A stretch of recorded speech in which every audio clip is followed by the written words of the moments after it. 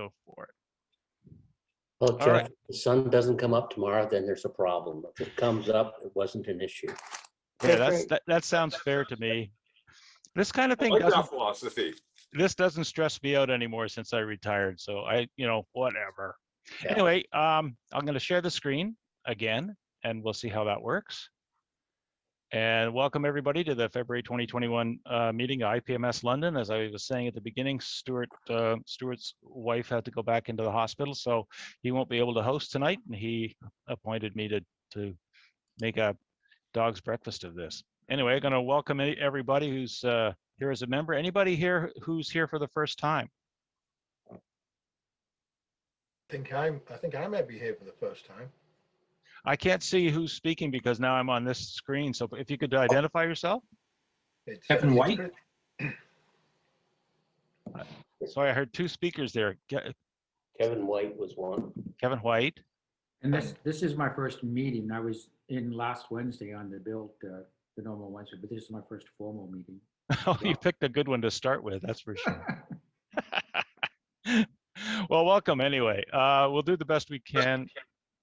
The Zoom etiquette for the meeting, we say it every time, but basically it's like, if you're not going to be speaking, probably try and mute yourself. I'll try not to mute everybody because eventually we get to the point where people want to talk. So we'll leave it up to you guys to mute yourselves, just so when dogs and cats and other animals in the family start showing up, they don't turn off the volume for everybody else.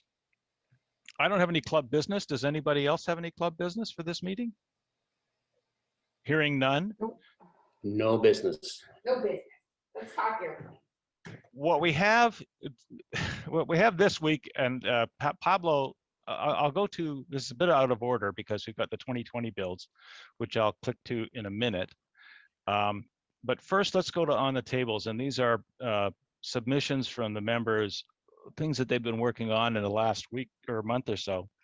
Pablo sent me a note saying he won't be able to be here tonight, so he can't speak to his pictures, but they're nice ones. So hopefully what we'll do is we'll carry these forward to the next meeting, and then he can actually speak to this one. I'm looking forward to the Lancaster because it looks like it's a see-through. Let me see if I can zoom in on these a bit.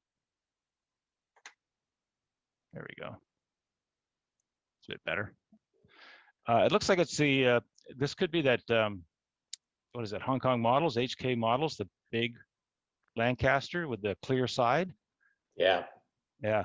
So anyway, I'm interested in hearing more about that. And he's got a few others just to make us realize that he's doing nothing else apart from modeling, which is good to know. Next on our agenda, Dave, you can tell us a bit about your pictures you submitted here. Looks like we've got is this a Wildcat? Yeah, it's made by Airfix. It's a 124 Garmin F6F-5 Hellcat or Wildcat. I mean, I keep calling them Hellcats, but they're Wildcats. It was fun to build. It's too bad they didn't send you pilots that you can put in there. It's not completed either. It's got to have the antennas put on it and waxed. And that's left to be done. That's all that's got to be done left to it. That's pretty big. It's 124. It's 124. Yeah, because it looks like you've got the picture focused right on this part of the rocket. And the model is so big that the rest of it's out of focus. It's that far away. Wait until you see the next one. All right. Well, hang on. Why is it not? There we go.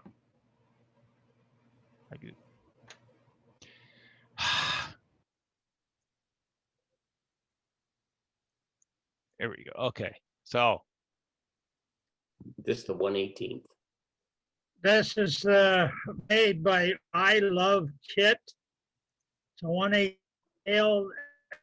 LSBD 3/4 inch Dauntless dive bomber that was used in the South Pacific.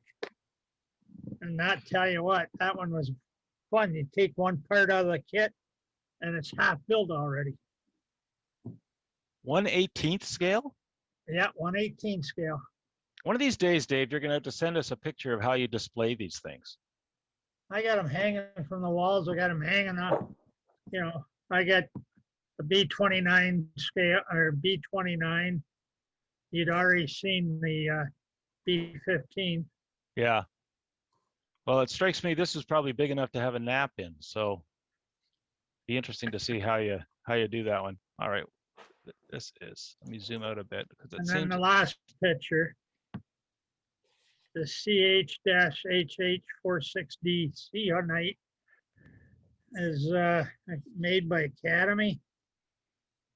And it's our Mary's and my year-end build for this year. wow.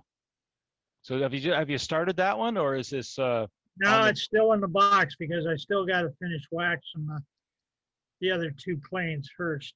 well, good for you to finish something before you start something else. I'm really impressed at that.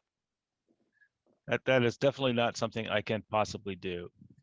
So Mike Hill, otherwise known as Mike King, who I consistently call Mike King, but his name is really Mike Hill.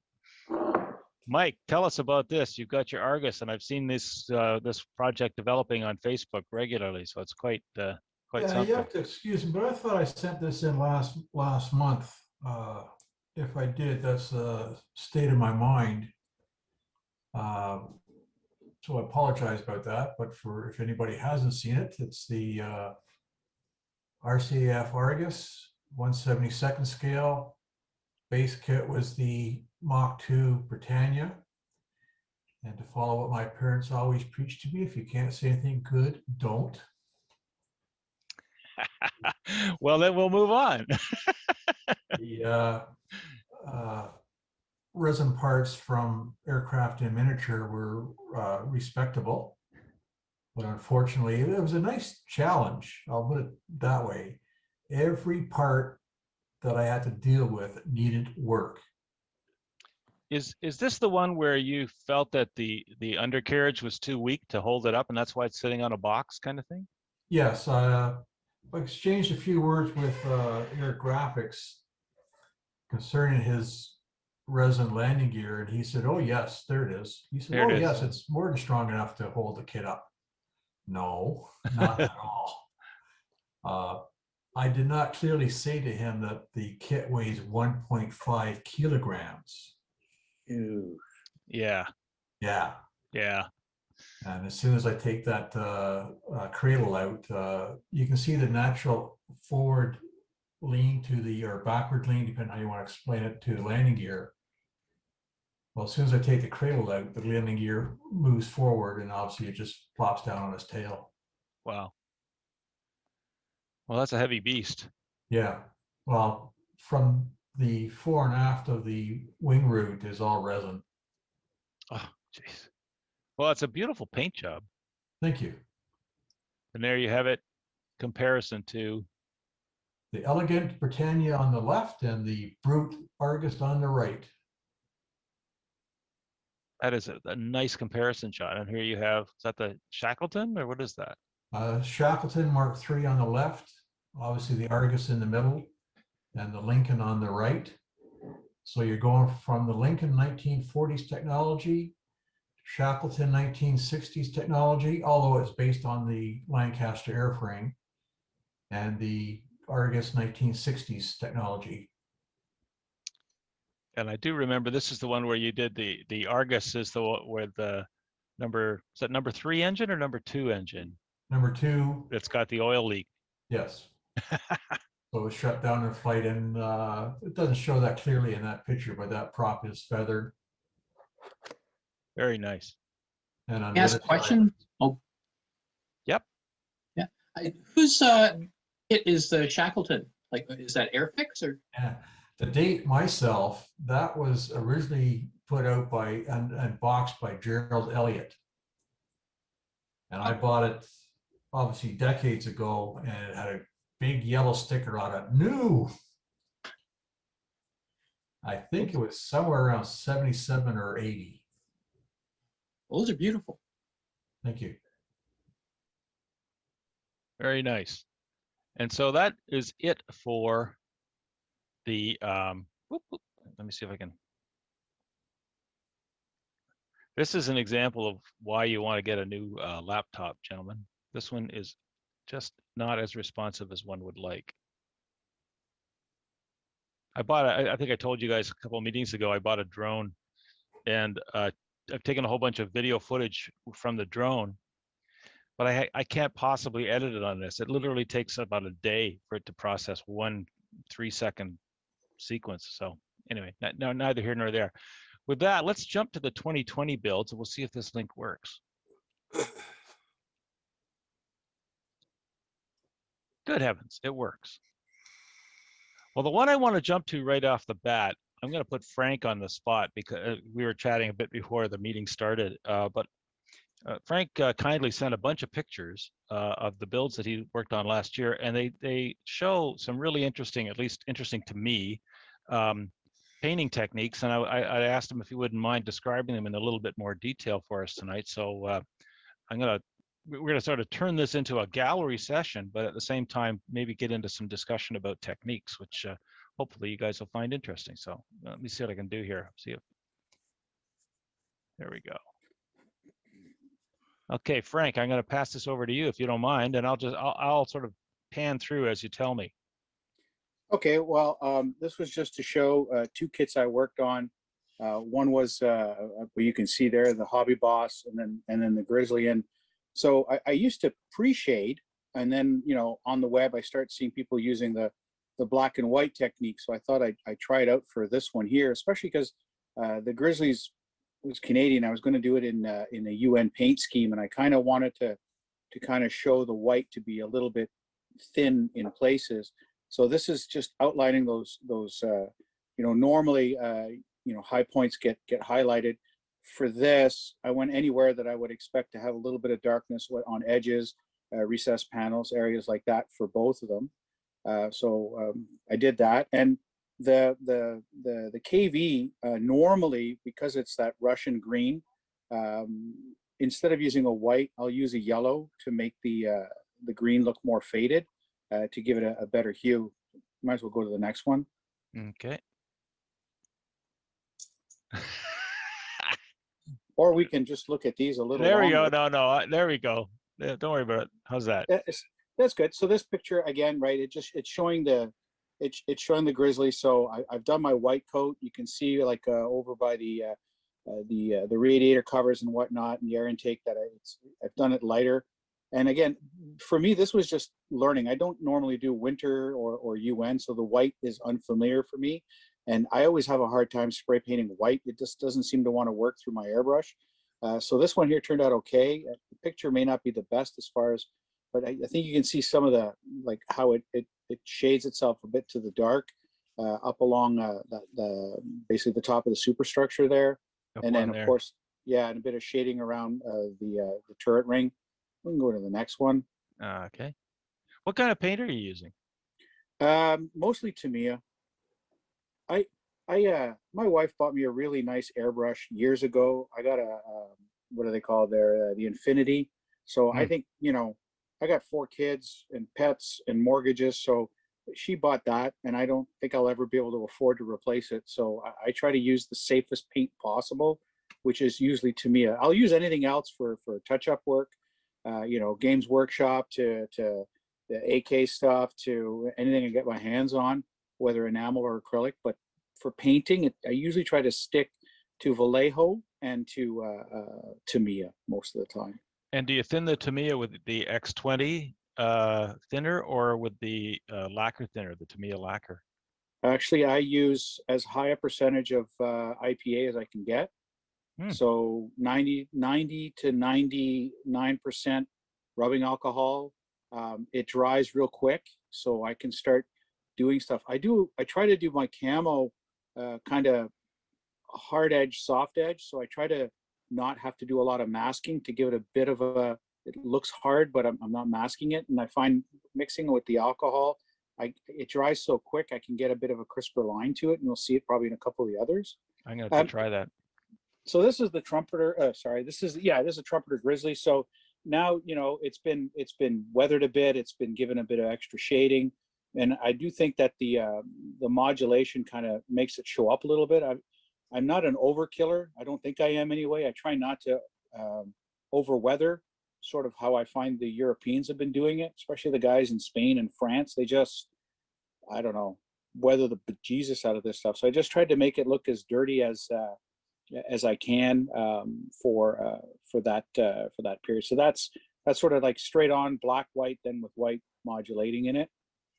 And again, it's just to give it that, you know, the biggest compliment any of my friends give me is when I post it on my Facebook and they go, "Hey, that looks real." That's good enough for me. Oh, So that's if we nice. go to the next one, I think the next one's again is, so you can see here. So I'd forgotten, I did go again with the yellow because I find the green paint on the Russian tanks starts to lose its pigment and gets that kind of ochre yellowy color. So for this one, I did black and white, and then the really high sides, I just used basically, it's, hold on, what's it called? It's to me, I can't remember the number, but it's the yellow black. So it's not quite yellow; it's a little bit darker. Mhm. And again, do that, and then if you look at the next one, you can see. So I find this. those yellow patches are sprayed on, because that looks like a pretty hard edge that you've got there. You're doing very accurate spray corners. Yeah, I'm trying, and so here you can see, right? There's no weathering done, so this is just that color modulation. Now, the one thing I do when, oh, you said do. The one Mhm. thing I like to do when I'm done a kit, as far as the painting goes, I read this in an FSM a while ago, and I'll give it a coat of the X20 once I'm all painted, and just spray the whole kit down with X20, and it sort of smooths all the edges out. It kind of feathers everything. I don't know if that makes sense to anyone, but I noticed that it just softens the camo a little bit, makes everything kind of just blend a bit nicely together. And that's after the paint's dried. The paint is dry. Yeah, well, once I've done my airbrushing, yeah, once it's dried, like, you know, a few minutes after I'm done all my painting, 10 minutes, no more, then I'll give it I'll clean my airbrush out, and then I will actually either full on just pure X20, nothing else, or I may put a drop or two of like red brown or a bit of buff, just to give it a bit of an extra shade, like really light, but mostly it's just clear. It's just clear, thinner. Have to try that too. Jeez. So Okay. so this one here's had nothing done to it except this is just airbrush, and that's it. Like, that's all I've done. I love the name of the Citadel paint, typhus corrosion. Yeah. Have you tried Mr. Color self-leveling thinners with Tamiya? You know, it's funny. I have a bottle of Mr. Color here. I bought it maybe 15 years ago, and it's about 90% full. So I've been reading so much about Mr. Color stuff. I'm going to start playing with it with this next tank to see how it works. I don't use Tamiya thinners at all. I just use the Mr. Color self-leveling, and I do the exact same thing. Just spray the entire, once it's done, especially a clear coat. If you want a really high gloss finish, it works amazing. Right on. Okay, I'll do that. I've just been reading that the Mr. Color stuff is just basically replacing it's the fix-all for anything. So yeah, I'm looking forward to it. It smells horrendous though, so it must be good. Yeah. There's an endorsement. So there's that modulation look. And then again, right, you can see I did the same thing. I do the black and yellow with this is just a basic Tamiya SU-122. You can see I did a few of the wheels for some highlights. I'm a cheap modeler, so I can't afford Fruely tracks or Aber barrels and stuff like that. That's my wife. The antennas come from my wife's broom upstairs. When she's not looking, I scam antennas from it.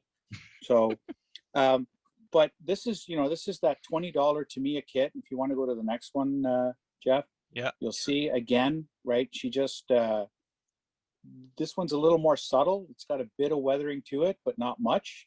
I just basically did the dot, the oil dot finish on it there with different colors. I added a bit of aftermarket stuff just to give it some stowage. So, you know, a box or two, some dental floss for strapping. And again, like I just found it's subtle, but it looks pretty good, especially for just a little $20 kit. Yeah, I'm just looking. The yellows are quite prominent before you put the top coat on. Yeah, and on this one, it looks like you must have put in either more layers or a thicker blend of the top coat because it's covered more than in the previous kit. Yep, and if you look at it, well, if you were down here, you'd see, you can still see it, like I mean, that's my phone, right? I use my iPhone to take, or not my iPhone, my Galaxy phone for my pictures. Mhm. And these ones aren't filtered, so I didn't really tamper too much with the image themselves, but looks good enough. We'll go to the next one. Yep, looks very good. Okay, now this is strap your turret on kind of thing here. Yeah, this is one of the second Meng kit I ever did. I really like these.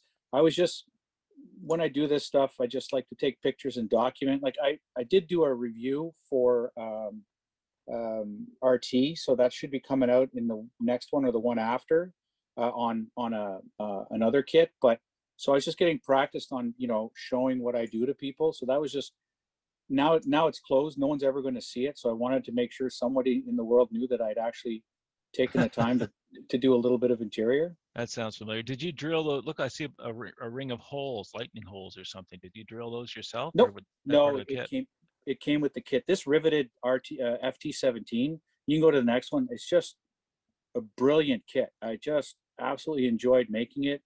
I did this one. Basically, it's got Chinese service marking, so the big triangle means it was used in China.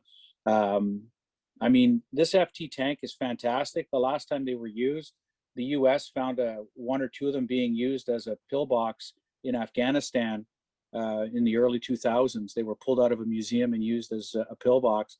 So this stuff's been seeing action for years, and the kit's fantastic. The tracks work, goes like a dream, and this is one of my favorite. And again, no masking done. This is freehand with the airbrush, and to keep it tight. That's great. I love these things. They kind of have a hint of steampunk to them, in a way. They're just something really romantic about riveted tanks. Yeah, and the rivets, just, you can weather it and stuff. And then I always do my exhaust a little bit more because I like that contrast in color. So this one here, I kind of coat them and then I cover them in baking powder or baking soda, and then I'll pigment them just to give them that textured powdery look. So do you put the baking powder on while the paint is wet, so it kind of soaks in and joins to the part? She's all painted, and I'll take any kind of thinner or rubbing alcohol. I'll just wet the part up, and then I put the baking soda on, and then let it dry, and then I'll pigment it up, and it just gives a bit of extra consistent texture to it. Right. Okay, that's neat. Really beautiful. Yeah, and there's a. So did you do any kind of a chipping effect or a weathering effect, or is this all just that's the airbrush work? No, that's brushwork. That's once it's painted, I'll take like a Panzer Gray and what I'll try to do is I'll stipple it with a lighter shade of the base paint, and then put the gray on, so it looks like, like the bit where the dust sticks. Yep. Fabulous. I love the rust. It's always fun making plastic look like metal. The chain is a chain, but I soaked it in vinegar for a bit and for a day or so, and then patinaed it up a bit more with some pigments. But yeah, it's great. I've been watching on the Facebook feed. There's a group, I think Weathered Models or something like that. But yeah, I didn't realize it was on, but there's something called Chipping Week going on right now, and all you see are these pictures of guys who have just done an amazing weathering work on their kits. It's incredible stuff. Anyway, sorry, interrupting. No, please. I don't want to hog it all. So basically, just a simple, again, right? This is a little Broughdale impulse buy of $30, right? The little 222, nice kit. I had a real hard time with the anti-grenade screens. They just didn't want to fit, so I left the plastic and put it over top. I had found a picture of this vehicle in gray, so that's what I painted it as. Again, I did modulate it very lightly on this one. But if you go to the next picture, you can see for me that the work on this one had more to do with trying to make it look dusty, or as we would say in Germany, schmutzig. And so that was the key there. So again, right, there was some dusting. You can kind of make out the modulating. I kind of speckled it a bit more just to make it look a bit more worn. Is that the Africa Core version? Yeah, it is. I see the palm tree there. That's Very Yeah, cool. that's Siegfried.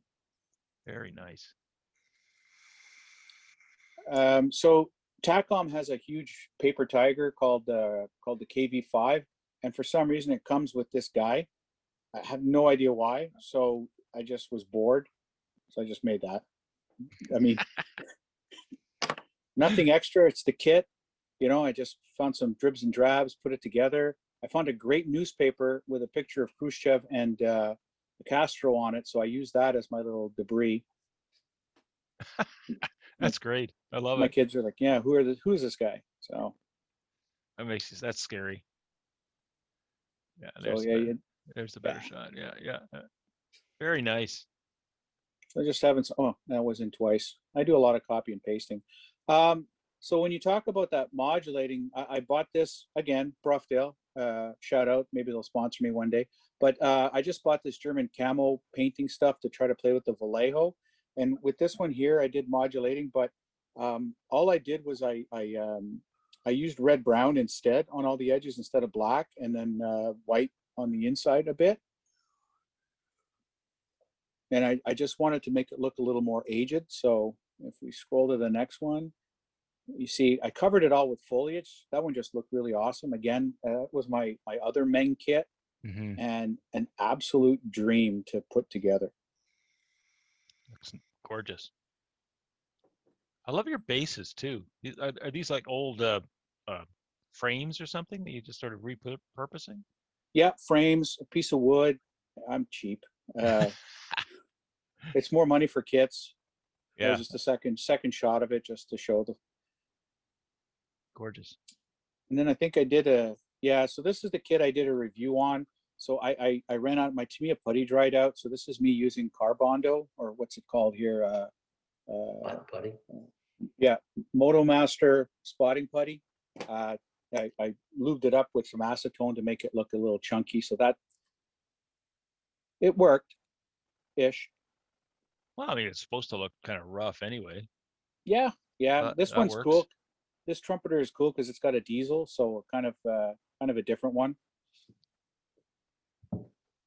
Okay, now this one's being held together with blue tack. Yeah, and yellow tack because I ran out of blue tack. So again, just everyone knows this technique. I did a bit of shading on it, but when you start to do multiple levels of or layers of camo, right, you start to lose it. This is sort of again, right. I took a picture of the engine because I'll be damned if no one ever sees it again. Let's try and drag this down a bit further. There we go. Yep. So, and again, this was, I did like I said, I did an article on this one for the RT magazine that comes out of the International. So, or the national group. So hopefully Steve said that'll come out soon. So again, right, a simple base, right, from Michael's, some lichen, and it's turned out pretty good. Yeah, it looks really good. All right. Then, yeah, just a side view of it. And this is all, you did all these last year. Yeah, the joys of being a college professor, right? A couple months off, and COVID. Man. Yeah, and so, COVID. This was just, again, right? My wife bought it. She's just like, I've never seen you make something that looks like this. So I made it. Mid 80s, US. It's a US Vulcan air defense system. It's based on the M113. Cool little kit. The nice thing about Academy is they'll throw anything in a box. So when you buy an Academy, it's like, a little lotto ticket. So this thing came with parts from their, Vietnam War era 113. It had about 6 different kits, parts, stuff in it. So all this extra stowage came with it. So I just started using as much as I could to make it look busy. And again, same thing, simple little base on some cork. What do you use for the dust? Like, I see you got a fair bit there. That's a shine mark, I'm assuming. That's like a reflection, a white area. It is just from my light. So I have let me see here. I've got MIG pigments. I've got Doc O'Brien's and Vallejos. I've got crayons. I've got some what do you call them? They're pastels. Yeah. I even started to buy. I haven't used them yet, but I bought. I'm going to try these weathering pencils out now. Everyone's talking about these AK weathering pencil, so I got a pack of those to try out. I'd be See how it curious to works. see how your techniques develop on those. I've got a pack of them as well, and I've had mixed results with them. It depends what you're trying to achieve, obviously, but Yeah. but the colors are great. I mean, they're really helpful that way. So interesting. All right, what do we got here? So there's that big TACOM that I did, the KV5. This was a brutal kit. Plastic was horrible. The fit was meh. For TACOM, it sucked, but it still turned nice. And again, I did the shading with this one, so you can see the yellow Underneath there. Yeah, and I did a lot of oils on this one just to give it a bit more of a. I was just about to ask if you used oils on anything. Yeah. Yeah. You can see them here. Looks great. And then, thank you. And the next shot, same thing. I How do you figured this was- pronounce this? How do you pronounce it? Yes. I'm constantly trying to pronounce Cyrillic, and I never like, but I know that has nothing to do with what it says. So anyway, whatever. Death to fascists, probably something like that. Something like that. Yeah, sounds fair. So, like I said, right, anything I can find, I got powders, pastels, oils. This was another learning process for me. I wanted it to be dirty and look like it was fighting in sort of in Leningrad sort of thing. Mhm. So just schmutzed it up. It looks great. Plastic sucks, but When you say it it does sucks, look is it soft or is it rippled or what is it? super.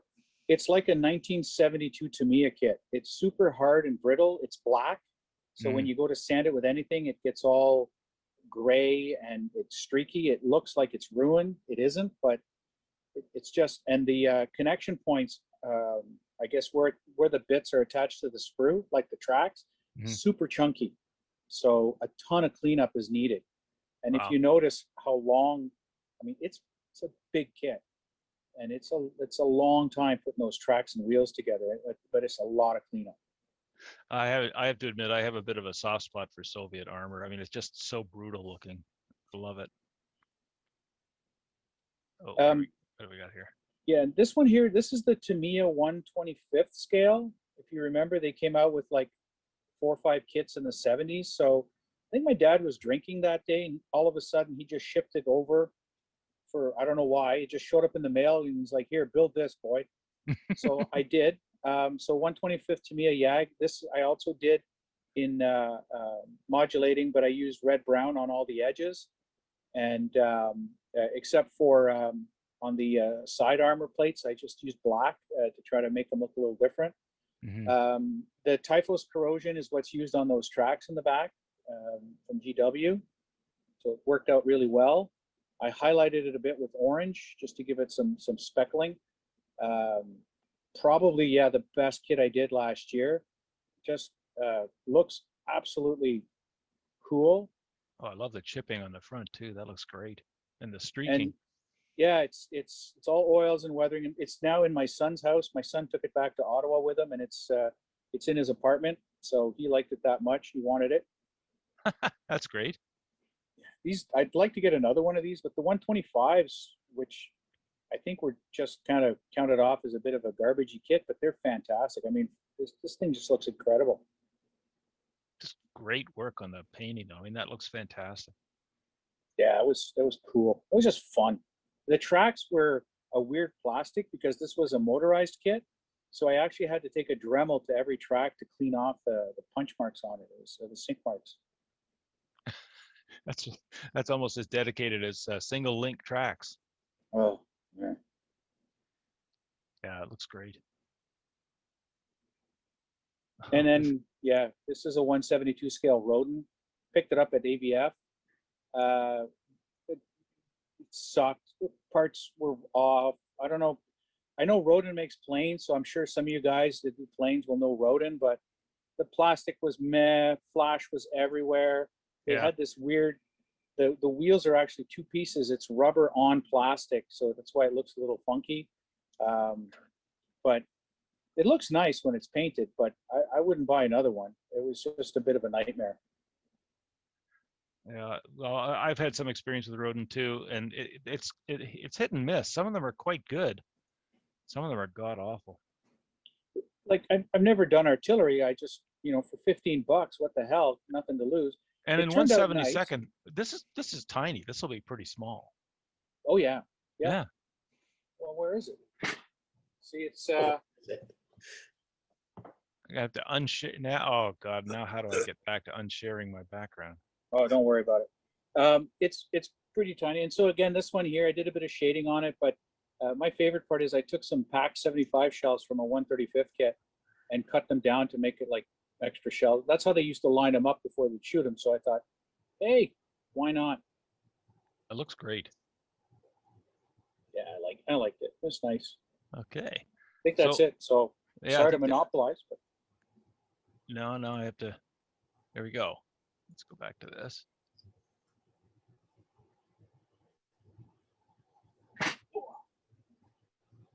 So who else do we have here? Mike, do you want to talk about some of yours and your father's?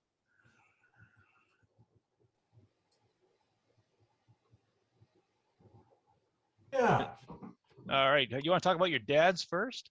I'll take the old fella. All right. We'll start age before beauty. Are all you guys familiar with the story of my father? We do have a couple of new people, so maybe a quick rehash. This time last year, and it has been a year, my father mentioned something to my mother along the lines of, geez, I wish I had something to do with this lockdown like Michael with his models. So she passed that on to me, and I put word out on Facebook, how can we go about helping out my dad, give him a kit, let's see what he does. I was not aware of Bill's Hobby in Ottawa, but I talked to a couple hobby shops in Ottawa, and they says, no, sorry, we can't do anything for you. And then Steve, I don't know if he's on tonight. Steve Marshall. Yes. Yeah. I piped up, says, I know a guy in Ottawa that can help. What does your father want? I go, I have no idea. He's never built a model. And for the record, for those of you who don't know, Mike's dad is 90 years old. 91 next month. There you go. And so Steve got in touch with Bill in Ottawa, put together a little kit, sandpaper, brushes, hobby knife, and I can't remember if it was that Spitfire or the Mustang first. I think it was the Spitfire, and delivered it to my father's complex. And so that's the first kit a 90-year-old man has ever built. Decades ago, he was building balsa kits, but you know, you're talking 70 years ago. Yeah. I think the key for a lot of us was that the fact that when you're 90 years old, you can still build models gives us hope for completing some of our stashes. Yeah. And you have to forgive me, but Steve and Bill's Hobby picked up the tab for his first kit. I believe the one he's not bought a kit. All these have been donated to him. Yeah, it's amazing. That's obviously a P-51, the Tuscany Airman markings. And what do we got here? Oh yeah, this is the Fellow from Nomad. British Columbia donated that kit to him. And that's the other thing. These kits have come from all over the place. Oh, amazing. Absolutely amazing. Yeah. Yeah. Helicopter again. I think Steve arranged something. No, I misspoke. A fellow in Saskatchewan mailed that to him. And and the Saber. A Saber. The decals for that disintegrated. So my father asked Bill if he could help him out, and Bill, again from Bill's Hobbies, put together a collection of decals, and that's what he ended up with. So Mike, Yes. let's test your. I know you're outside your comfort zone, but I noticed that you described the yellow helicopter as a helicopter. Yeah. So what is it, Mike? A helicopter. What kind of helicopter? Sea King. There you go. Okay, thank you. You know what? We need to keep people straight here. You're absolutely right. And That's there. an F-86. Well, I'm only ribbing Mike because he builds exclusively RAF, usually multi-engine behemoths like that. And so when he described it as just as a helicopter, I just chuckled at that. It did seem a bit light, yeah, in descriptiveness. Yeah, this is an airplane. ME 109. And I was quite tickled with how well he copied the camouflage pattern and applied it to that, all brushwork, acrylic paints. Yeah, you can sort of see it. And it's got the little eyeball on the. Is that the supercharger or compressor hole housing or whatever it is? Cannon part, I think, isn't it? Bumps. Oh, cannon bumps. that could be taken the wrong way. Okay. Bolton Paul Defiant? Yes, and I can't remember what happened to the decals with this. Yeah. But you get the key with all these, and I think it's kind of interesting. This reminds me of when, like how I built when I was younger. And this is no reflection on your dad, because obviously he's just starting up in modeling, but it's kind of the same thing. Yeah, just fun. It's just fun. It's the sheer joy of putting something together, slapping some paint on it, putting some decals on it, and look at that, and then maybe fly it around the room. And that vampire and another one that you may see later were donated by a lady that lives in my parents' complex. The pilot of that particular airplane, it's not the correct mark, but under those markings, was an RAF pilot who flew those in Europe. Lieutenant Commander, no, sorry, that was the Navy guy he was talking to. Equivalent rank in the Air Force would be Air Force Vice Marshal. Sure. Are we Lots talking of- RAF? If it's the RAF, a lieutenant commander would be equivalent to a squadron leader. Squadron leader, okay. He retired as a squadron leader, and he recently passed away after a short battle with dementia. But when he was still phasing in and out, my father finished that kit, gave it to his wife, and as soon as she walked into the room, he sat up in bed and said, "I flew that." And it was neat the way that things like that make a connection with the brain. Even though he may not know his wife's name, he remembered he flew that airplane. Yeah, you remember, you focus on the important things. Yes. Yeah, there you go. And that is my mother's favorite model that he's built. Beautiful. It's so much fun to see. He's done quite a bit. Yeah, yeah. That's actually one of his better paint jobs on the Corsair. And again, I'm sorry, I can't remember where all these came. I do remember a young fellow up in Scotland mailed that one to my father, the little MiG. Mm-hmm. That is the other vampire.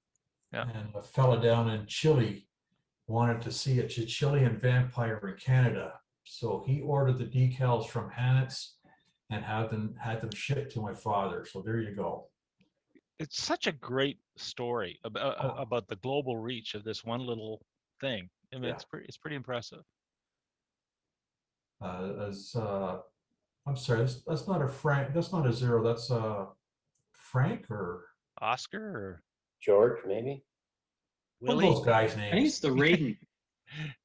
No, it's not the Raiden. Not the Raiden? Okay. No. George. George? George. Yeah, it's George. Yeah. In case of the decals disintegrating, I could not find any decals for that particular aircraft. So I ordered him some zero markings and he had some fun with those on. So it's fictitious, but it looks like a Japanese aircraft of World War II. Yeah. Ooh, you could join the Phantom group build.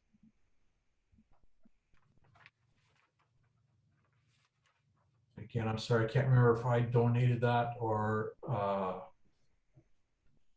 yeah, I think that's one that I actually forked out and had Bill delivered to him. The Twin Otter is another one that Steve organized to have delivered to him. I've got this one somewhere in the back of one of my cabinets, and I hate to say it, but I think your dad's looks better than mine. So we'll move on. And there's another one where he managed to get a lovely finish. On an ugly plane. Little this is 1/72nd scale. And right down to those little decals on the tail fin. The guy with the big nose. Ringo? Yeah. And this is also a guy, 90 years old. He's got cataracts. He's looking at cataract surgery, but he still manages to do that sort of stuff. Or Keith Richards. Maybe it's Keith Richards. Who knows? I don't have the picture handy, but this and two others were donated by a fellow that lives just south of my parents. It's pretty impressive. Anyway, that's a great story. So let's go back and see if I can take this back to, well, look at yours. Now we've already seen a few of yours from the last month, but this will give us more of a perspective of what you did last year. And this past year has not been the best for me, so I've been taking a lot of Oh, me come on, you time. did this one. You did this one. But good majorities are vacuum forms, and that's at that time the most technically challenging build of the 1/72nd scale Beverly. See, I remember seeing you at actual in the days before when we actually had physical meetings. Sitting there and sanding parts for this beast. Yes, Oh, there's this one. Mm-hmm. that was one of my fast, quick little builds that I like to do when if and whether I get bogged down, I just slap one together. J-Bot decals. A lot of these are also wearing J-Bot decals. Right. Airfix DC3 with out of the box. I'm seeing I'm seeing a pattern in your preferred paint style. Vacuform, Rare Plains, early Mark II Victor. Mm. And I got jibed a few times about having the canopy or cockpit glazing and the bomb aver and also the two windows in the back curtained over. Some of the criticism was you're hiding your work. And well, no. While I was doing research, I came across a picture of the crew in the cockpit with all those curtains drawn. And if you think it'd be claustrophobic to be flying at 40 or 50,000 feet in the wee hours of the morning with a nuclear bomb in the bomb bay, you draw those and it's got to even feel worse because you are flying totally instruments and relying on the guys in the back to tell you where to go. Gee.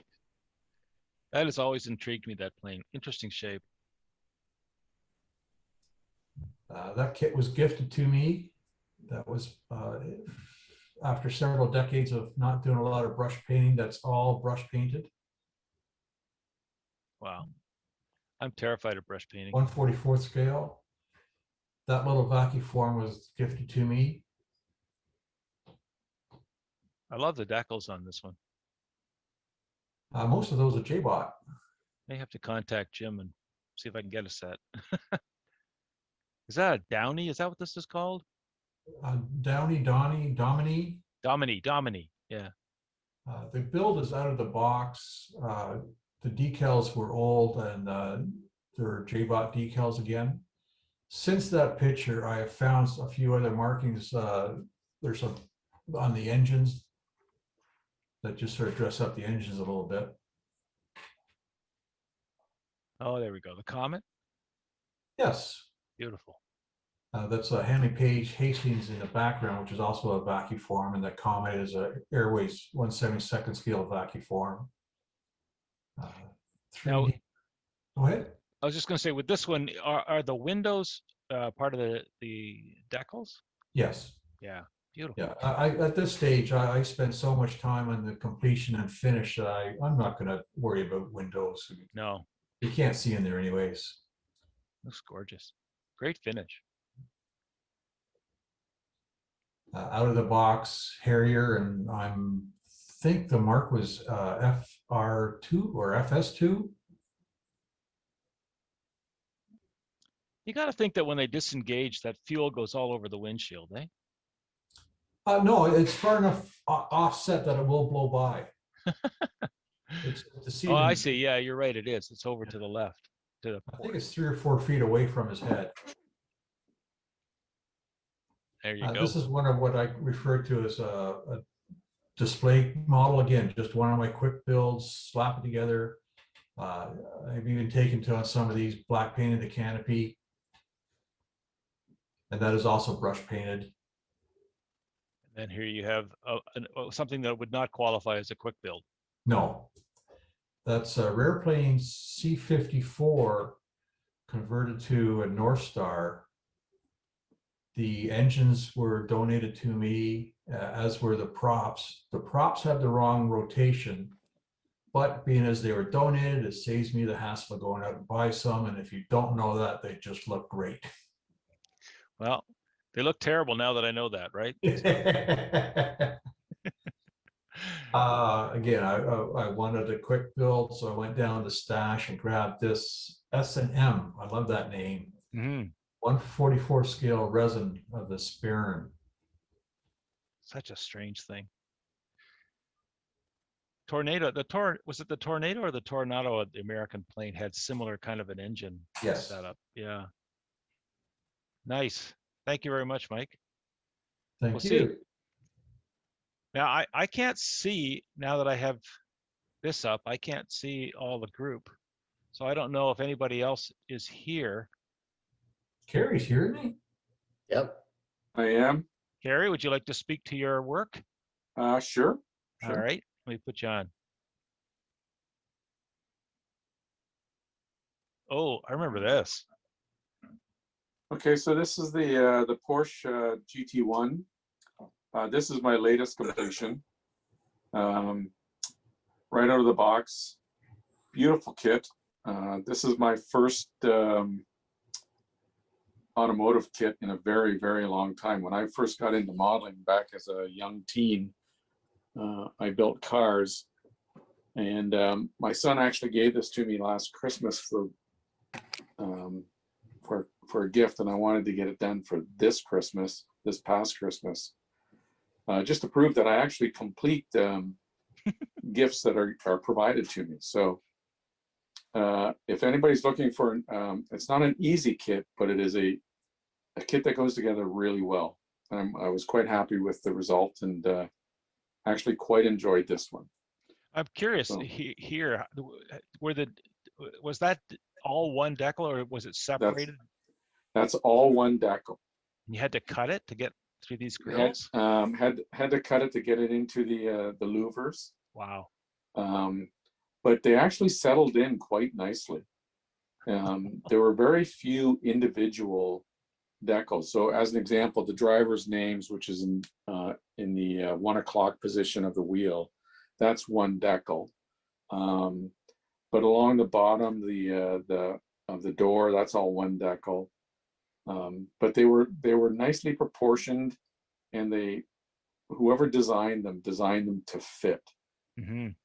And I have to be honest, when I got to the deckling point, I was actually quite nervous about, if this goes bad, it's going to go really, really bad. Yeah. But I was really quite happy with how the decals went down.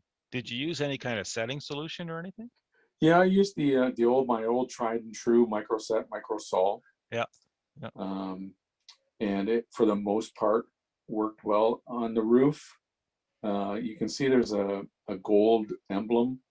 I had to hit that a couple of times and put I took one of my X-Acto knives and just put little pin pricks into it to get it to settle in, but it settled in quite nicely. Yeah, it was really nice. I was really happy with it. Beautiful job. And my son, when I showed it to him, he had one word response: "Cool." That was it. Well, it's better than another word response. I mean, Yeah, exactly. Exactly. If anybody else has any comments or wants to ask any questions at any time, feel free to pop in, by the way. I don't want to be sort of hogging the interviewer spot here. That is nice. Oh, and this one, yes, this was one of your, wasn't this part of a bet or a competition or something? This was part of a 1-year build. So I have a number of friends. I used to live in Ottawa a long, long time ago, and that generated some long-lasting friends. So a bunch of us, including Duncan McIntosh from our club and Jerry Brennan from Toronto, we usually get into these 1-year builds. And this year or last year was the 262. You could pick any 262 as long as it was 48 scale. And so this is the Tamiya one. And I, again, built it out of the box. Okay. If you look really closely, there are some anomalies, incorrect issues, but I learned after the fact that the camouflage is soft edge, not hard edge. But this is an aircraft that was flown by Nowotny, and it was part of his, they call it a commando, which is kind of like a squadron. It was a special squadron, very late in the war. And I've always liked the, you know, all German aircraft. I've always thought that the 262 was one of the most attractive ones. And so I got involved, and I was quite happy with it. Again, a Tamiya kit. You can't go wrong with Tamiya. Their kits go together really well, and you can build them out of the box and get some nice level detail without having to go to any extra work, in my humble opinion. So Now, of course, this does kind of beg the question: what did Duncan's look like? You know what I'm saying? is Duncan here? Yeah, I think we saw him earlier. I heard. Yeah, I'm here. I heard his voice there. So feel free to slam him, Kerry. Feel free. No, there will, you know what? There will be no slamming. I actually leaned on Duncan quite a bit for information on the 262 because my level of knowledge is limited. And so he provided support when needed. And he still is the expert as far as I'm concerned when it comes to German World War II aircraft. So there won't be any slamming from this end. No, Duncan, I'd be worried. I think he's going to ask you for money soon, so be careful. Well, Jeff, I was going to say I did have pictures on our November meeting of my 262 when I finished it. And it looks far superior to this one, as I recall. It was entirely different. It had a cannon sticking out of the nose of it. That's right. That's right. I do remember that. But what Kerry was too kind to leave out of his story was that part of this gentleman's agreement was we would have the models done for our show last September, you know, which was a great affair, as everyone can remember. Best ever. But if the person who did not have their model finished by our show last year had to buy beverages and potentially food for the rest of the people who did finish their model. So I held up our end of the province's end of the deal, and myself and Jamie Lego in Ottawa, we're picking up the tab whenever the time is we can all get together and raise a pint. So I happily lost the competition. I'll be glad to get off when the opportunity presents itself. But you did finish it. Yes, I did. I was late though. I was 2 months late. But just so I understand it, if the contest was timed to our show and we haven't had the show yet, you had to post a picture of it for that weekend. Okay. So the rules were that. See, that's my legal training coming out. Sorry, guys. All right, try to find a loophole. And just for the record, Jeff, nobody hired you. That's okay. It was a freebie. It's a freebie. I always Weren't you just said it last week? I like to screw around for freebies, right? Whatever. Oh, this looks like a plane. Rudy Giuliani. Yeah, this is the Revell 32nd scale Spitfire 2. It has some Barracuda cast aftermarket on the undersides with the oil cooler, etc. This was actually quite an enjoyable build. I mean, it's not Tamiya level in terms of the fit and everything, but I quite enjoyed working, you know, with World War II aircraft in 32nd scale for whatever reason. It just felt unique. It has a Canadian taste to it because the decal that's just in front of the canopy of the cockpit, it says 1st Canadian Division, and it has a yellow flag with a red background. And what else is a little unique about the aircraft in particular is that the prop boss, so the covering over the propeller and the identification ring around the back towards the vertical stabilizer is it wasn't traditional. typically those are sky in color, sky blue in color, but this was a particular blue. It's almost like a robin's egg blue. And I had to do my own custom mix to make it work more or less the way I wanted it to look. And with every kit, like I guess with most modelers, I try to challenge myself with something new. And here was the on the wings, the roundels are painted, so I use masking to get them all worked out, and then painted them. I tried it on the fuselage roundel with the yellow and the blue and the white and the red, and failed horribly. And so I said, enough of this, painted over it, and then used the decal. And So then the other thing, sorry, go ahead. I was just going to say the wing masks. You made the masks yourself, or did they? No, I purchased them. Yeah, yeah. Because Yeah. it's hard to without a really good circle cutter. It's hard to do that. Yeah. Yeah. And it worked out pretty well. I was quite happy with that. And, you know, with the next one, I will probably challenge myself a little further and try to be successful with all of the markings. But I really wanted to get this one done. And I was quite happy with the result. Again, it's not Tamiya, but it went together well. Looks good. Yeah, I liked it. I hope you actually can see it in person. Someday, yeah. Someday. I'm looking. I'm figuring that for the first few actual physical meetings, we're going to be inundated. We're going to have to probably figure out some kind of a traffic cop approach to bringing stuff in. Anyway, this looks like another plane. Yes. So this is the Edward BF-109 F4. So it's a beautiful kit. I mean, it's right up there. Some people would say they're probably better than Tamiya in terms of the engineering, the fit. It's a gorgeous kit. This was another 1-year build from the previous year. This one I did not get built in time. I had some personal issues that I had to deal with, and I just couldn't get it done in time. But I was really committed on trying to getting this one done. So I finished it early in 2020. And again, this is actually Marseille's aircraft, one of his later ones. Just a really nice kit to go together. It's out of the box. I think, and I think Duncan would agree with me because he's a big 109 fan, that the Edward 109s are just the best. You can't, if you want to build a 109, 48 scale 109, the Edward kit is the one to go with.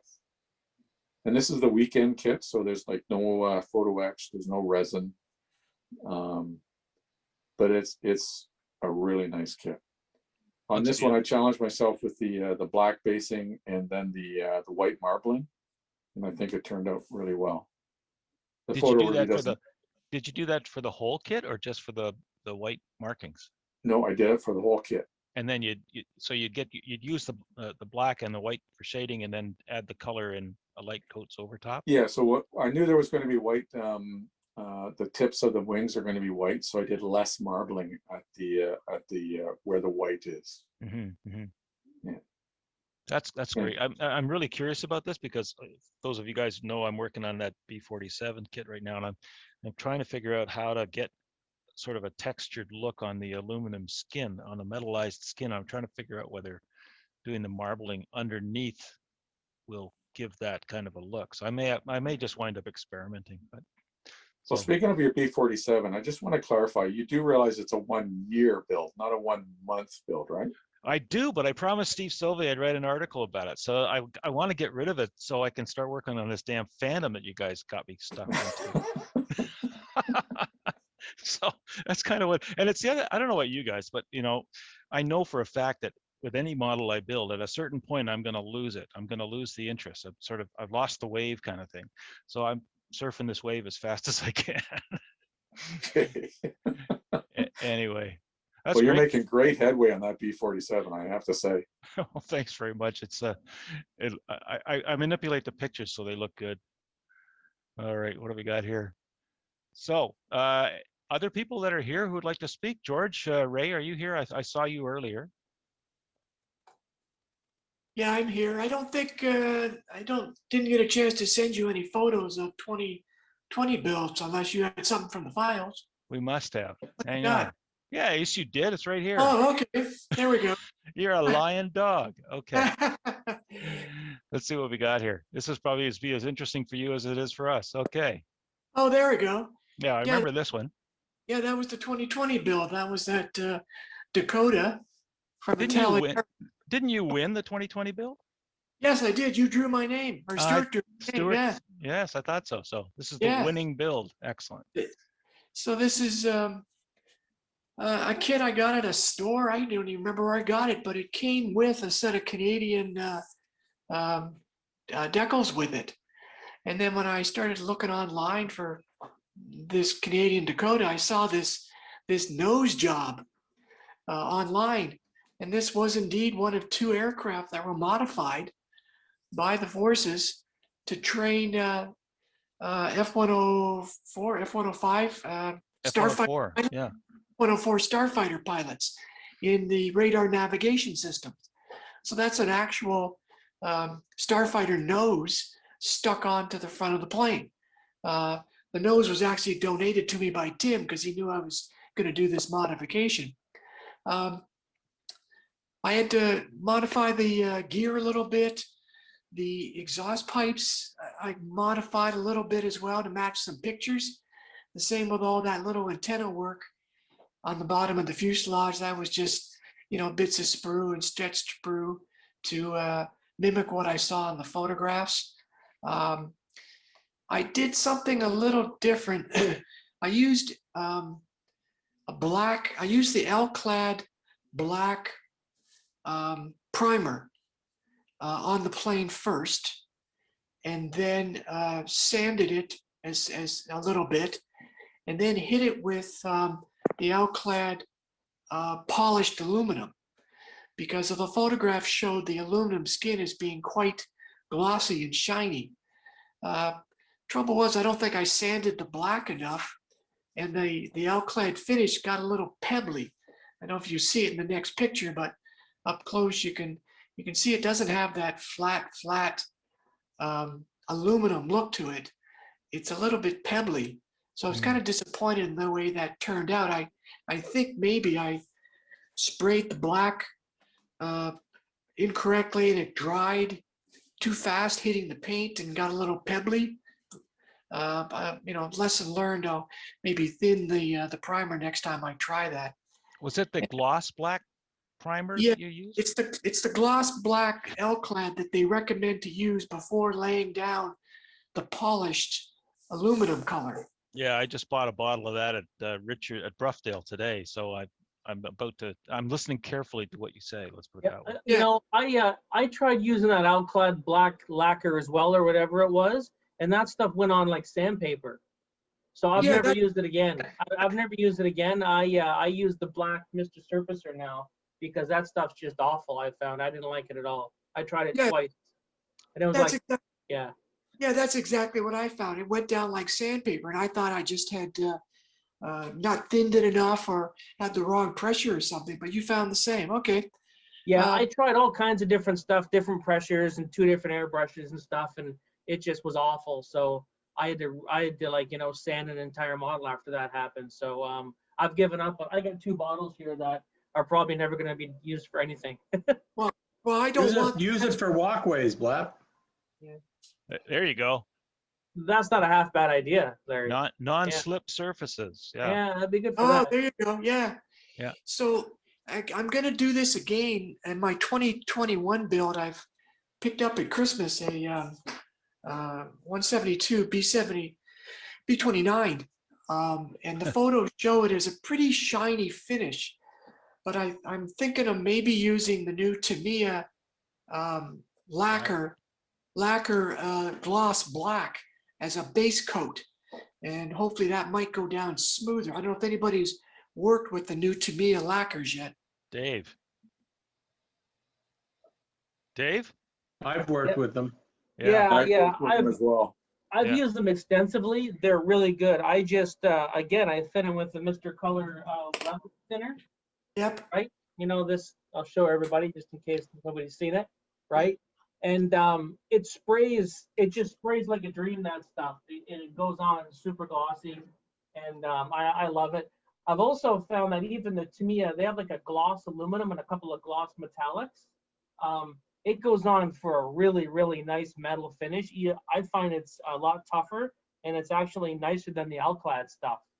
And the same with the Mr. Color lacquers. They have a super silver and a couple different silvers anyways. And those silvers, they go on, it looks just like a natural metal finish. Okay, okay. The other challenge I had with this is to do the weathering in the panel lines. I typically like to use oils, but with the Alclad, the oils are too corrosive and they eat through the Alclad. So you put on like a clear gloss varnish, but that gloss varnish always seems to take away the metal finish. I know Alclad makes a clear gloss varnish. I've never tried that to see if it keeps the metal look a bit better. I use the aqua gloss pretty extensively. It works pretty well. That's the Alclad stuff? Yes. Thank you. Yeah, I'm just curious. Did you when you did I see different panel colors here. How did you mask for that? Did you mask over the Alclad or? Yep. I just masked over the Alclad and sprayed all the different shades. I've used white aluminum, Dura aluminum, airframe aluminum, Yeah. and I just pick out different panels. I find the Alclad, you can mask it up with Tamiya masking tape, and it doesn't even damage the surface at all. I find the Alclad really tough, and you can mask pretty soon after you spray too. I'm gonna have to take the I tried a little bit, and it didn't take the paint off, but it kind of left a bit of an imprint of the mask on it, like very slight change, and that concerned me. So anyway, whatever.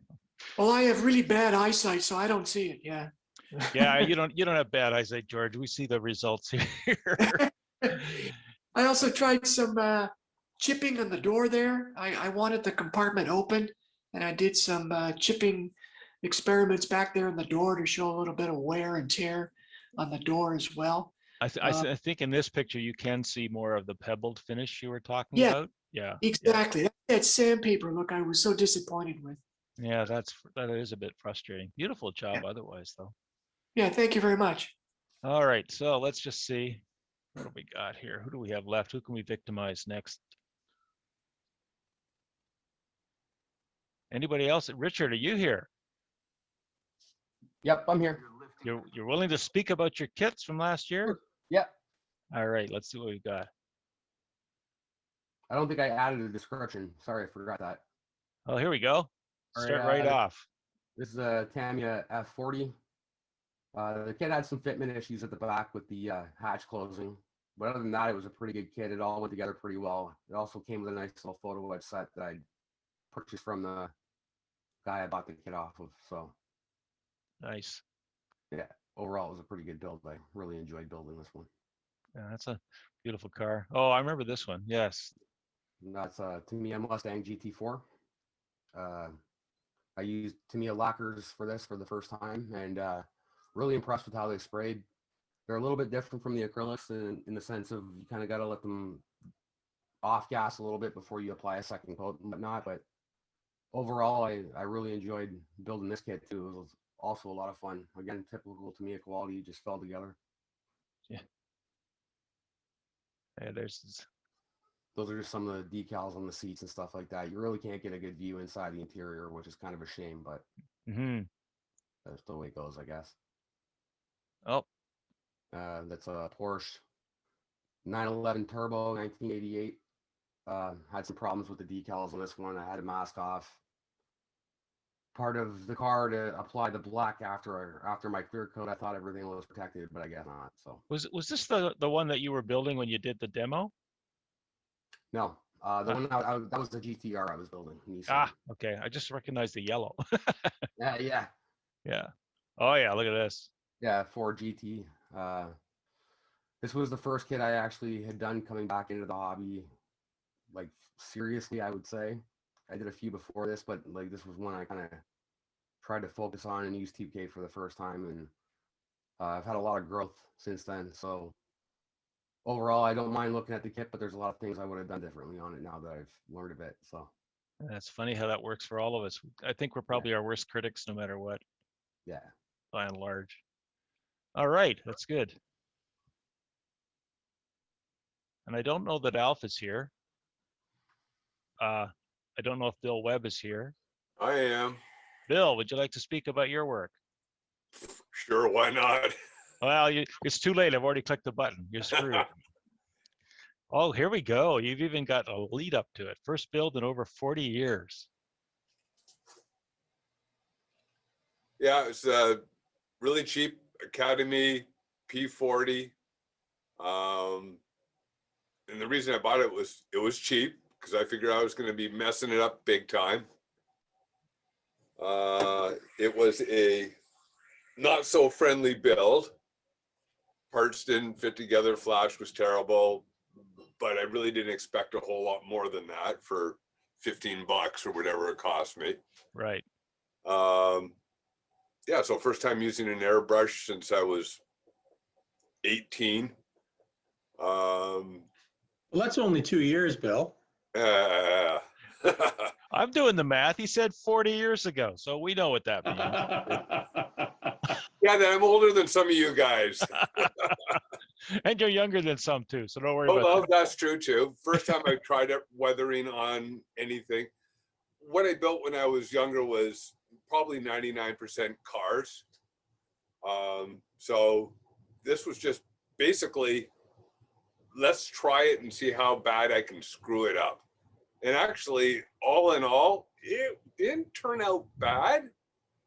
It would have been nicer to have a kit that went together better and had better detail on it. But I didn't think I screwed it up too bad. No, and I think it's the other thing too. I mean, what you get out of it is now you know, hey, I don't have to just work on the cheap kits. I can now that you know you can do a reasonably good job, you can move on to something different if you want to. The model looks good, Bill. It's the base I'm concerned about. I think it's a little out of I was going to say it looks a bit out of scale too.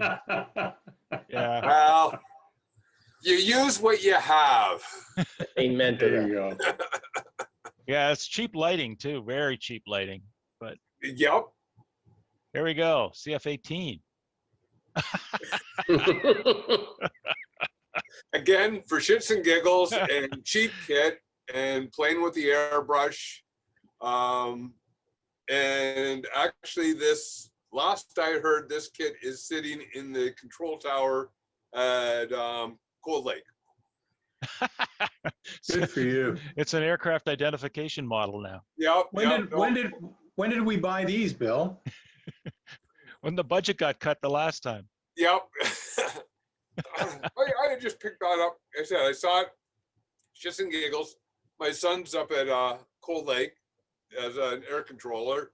So this is what he's looking at all day long, this and the Leggett. So I thought I'd just have fun with it. And No, that's great. That's fun. All right, well, that's good. That's pretty good. Good for coming back to the hobby. Welcome back. hey, it's been a blast. All right. So I think the only one that's left is me, damn it. So yeah, Richard, Carey, George, Bill. Alf is not here. All right, I'll show you what I did. I don't remember what I put, send in. Oh yeah. This was one thing I was amazed at. I thought I'd done half of these kits 2 years ago. That shows how bad this year has been. Anyway, this was the Hasegawa Lancaster that I bought from Stewart at a swap meet a few years back with a whole bunch of PE. This was the first time I ever worked on PE, and had some fun with that. And this is a 172 scale Rodin armored car, British. And first time I was playing around with the little minor small diorama base. Both kits were great. The PE was like trying to put on dropping the flaps and doing the whole interior on the Lancaster was a real challenge. I'm not a fan of CA at the best of times, but I will say that I got better at it because of all the mistakes I made. So that was helpful. And getting a PE bending tool was probably the smartest investment I've ever made as far as using PE goes. Hey, Jeff, Yeah. if you don't like CA, go to Michael's and buy GS Hypo Cement instead. GS Hypo. Is that the one that they use for jewelry? Exactly, for beadwork. I'm holding it in the camera, you can see me, but somebody put this tip on. It's about $15, $12 at Michael's. Yeah. Stinks to all hell. Works fantastic. Cleans up with rubbing alcohol. Yeah, I do have that. Alf Goodall put me onto that about a year ago, and I tried it with some parts, and it worked for some, but for parts that I found needed to really, be held in place hard, yeah, it didn't work as well for those for me. So, but Why don't you like CA, Jeff? I find I get nervous how fast it has to be perfect kind of the first time. I've tried the movable stuff, the thicker stuff, and that seems to work better for me. You want to know a little trick that I found out that I did? If you glue something with CA, let's say it's apart and you need to move it slightly, if you dab it with Tamiya quick dry liquid cement, it will loosen it up a bit for you to make a minor adjustment without screwing up the glue. You know what? I could have used that information not too long ago. But I'll give that a try. I really like, because that super fast Tamiya liquid cement. It's good stuff, eh? It's my favorite of all time now. I use it all the time. It's a game changer because you can put it on paint and it doesn't even craze it. It dries so fast. To me, that's the stuff I delivered to your partner, right? Or she came and got it when I. Well, she's my wife, unfortunately. You're not my. Well, partner, you gotta be sensitive. I've had sensitivity training, eh? So, well, good to know. Good to know that you've had that. I doubt that. Come on, Carrie. Well, he now understands when somebody else is being sensitive. I think that's probably what he meant. I think he flunked the course. Oh, here we go. Yeah. Those that throw dirt lose ground. Okay.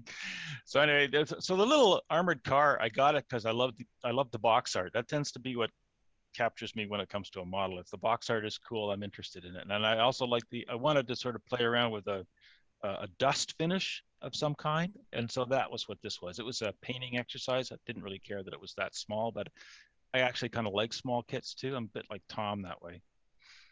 So, and this was, some of you remember this. This was a dog's breakfast of a model, the Glencoe Curtis Condor. It is basically still in this position because I'm still trying to find decent pictures of how the Admiral Byrd ski landing gear was attached to the bottom of the cowling. I haven't found anything that helps me. And I kind of, at this stage, given all the work I put into it, I kind of want to at least get that as close to accurate as I can. But I love the finish on this. This is Tamiya gloss blue that I've just cut with Tamiya lacquer thinner, and I sprayed it thin 50-50, and it came out with this beautiful finish. And then I overcoated it with the Alclad gloss, and it's beautiful. It's crystal. So I have to make that one nice. Jeff, I know you're anxious to get that model done. So where I had fairly good success in finding information is one is the National Air and Space Museum in Washington. There are archives. I was thinking about that because of there's a couple of reasons I was thinking about that, but I'll take a look at it. NASM archives. And the other one is the United States Air Force Museum in Dayton. Yeah. Now they may not have it on this particular aircraft because it wasn't specifically United States Air Force, but their archives are amazing. Like I wrote them about a particular aircraft I was interested in, and I got now you have access to the information. You have to be particular as to what it is you're looking for these days, but they sent me like 2 pages of what they have available, and you can just order it. So I think I'm going to have to do this. This should be fairly easy because the name had a specific name. It's the William Horlick, and there's only one of them that had that the snow landing gear. So I'll give that a try. Thanks for that. I just made a note. Do they charge you, Carrie, when they send you stuff? They don't charge you when they for sending you the stuff. They if you want particular things like drawings, there's a small charge. It's not outrageous. And frankly, that's the kind of thing willing to support anyway. So that's not so bad. Well, there was a day at the United States Air Force Museum in Dayton. As long as you made an appointment to go in, you could just walk through and pick stuff out and photocopy it. Wow. I did that at the Museum of Naval Aviation in Pensacola, Carrie, when you could go in the back, and it's just Exactly. amazing. You can just go crazy. But We did I that. don't think you can do that now, though. Well, we went to Dayton pre 9/11, and we could get into the restoration hangar. Then Yeah. basically you get a little bus and they drag you over across the part of the base, and the stuff you could see in there, and you could just sit in there and talk to the guy. It was fantastic. And they closed that immediately down after 9/11, and I don't think they've reopened it. So it's too bad. There's a great little museum in upstate New York, the Glenn Curtis Museum. Yeah, that's neat. It's neat, but what's really neat about it is there's a shop attached to the back, and if you just sort of ask one of the volunteers if you can go into the shop, they'll take you into the back. They're renovating a P-40, and when we went, the owner, like the guy who was the main benefactor for this museum, was there, and he was just so excited because he just finished hooking up the hydraulics so that he could cycle the landing gear. And you know how the landing gear on the Curtis, the P-40, would come up and turn inwards. And so he had to show my wife and me this thing. He ran it through about 3 or 4 times. He said, "Isn't this great?" The guy must be about 85. He was just so excited. Anyway, neither here nor there, but that's the kind of museum experience I love. Anyway, yeah, this is another one. This is the Savoia S21 from the Porco Rosso, the animated feature from Japan. And this is just me trying to paint Porco. This guy's about a fingertip size, so it's my attempt to put a little mustache on him right there. And then this one again isn't finished. You can see this is just, I got the red color on. That's about it. This is a 1-200 B52 and X15. Great exercise in filling and sanding. I started this about 15 years ago. And I pretty much finished it last year finally. That's a nice looking model, Jeff. Well, thank you. It looks good from this distance. Let's leave it at that. I had to, what stopped me from finishing it for all these years was it had a clear glass canopy that was almost the whole front of the model. And in order to get it to fit in and seam it, and with all the filing and sanding, it completely lost track of where the windows were. So I wound up having to trying to just mask off these things a little bit and just spray them on. And I'm still not happy with them, but it at least looks like a B52. And this was my work on the X series, the X1, X2, and the two X1s and one X2. Still in that situation. That's the Revel, or the Revel, whatever you pronounce it, Stearman, the 148. I tried to reproduce the Canadian Warplane Heritage Museum plane that I took a flight in a few years ago. And if you ever get a chance to fly in this thing, take it. It's flying in an open cockpit biplane is what flying is about. I just loved it. So, and Bill Dawson, thanks very much for some of the decals. That's I got this far because of you. So give credit where credit is due. I wish I had, I don't know if you still need those 50s RCAF roundels. I don't think so, because Harold found a few in his stash and he sent them. I haven't seen them yet, but he claims to have mailed them. He could be just, gassing me. Who knows? I don't think so with Harold though. But anyway, and this was the other one. I finished this lighted Star Destroyer kit. First time I tried lighting, and it was an great kit, easy kit to put together, easy kit to light because it was sort of designed for it. And it was kind of fun to put together. And this was also my baptism to try to write an article for RT, which I did. And apparently it'll probably be published the same time as Frank's articles. So that's that. And that was it for what I did last year. And I think that's all we've got for, there we go, for the meeting. It's too bad Pablo's not here. I'd love to hear some of his stories about these, particularly that Lancaster. Anyway, I don't have anything else, gentlemen, for the agenda for today.